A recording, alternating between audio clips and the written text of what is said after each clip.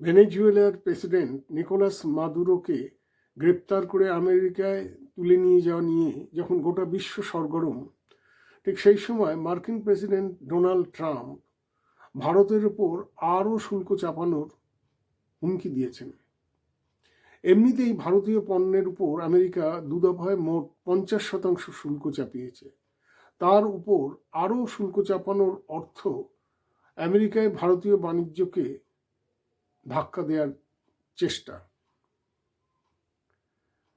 শুধু ভারত নয়, নিষেধাজ্ঞা সত্ত্বেও রাশিয়া থেকে তেল আমদানি করে থাকে চীন, তুরস্কের মতো দেশগুলো। চীন সব থেকে বেশি তেল আমদানি করে রাশিয়া থেকে।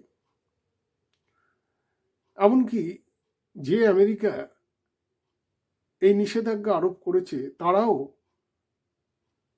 রাশিয়া থেকে জ্বালানি আমদানি করে।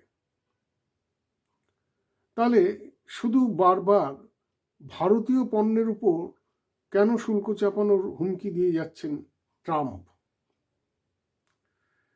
অনেকে মনে করছেন এটা ভারতকে চাপে রাখার চেষ্টা।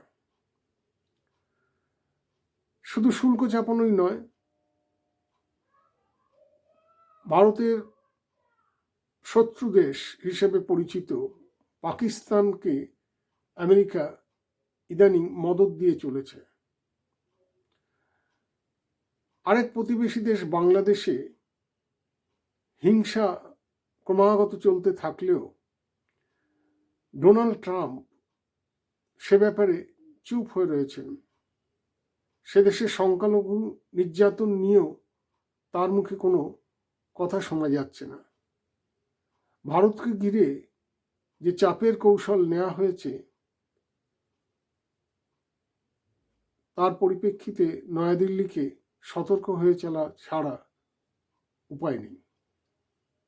অনেকে মনে করছেন বিশ্ব অর্থনীতিতে ভারতের দ্রুত উত্থানে ভারতকে চাপে রাখার কৌশল নিয়েছে আমেরিকা।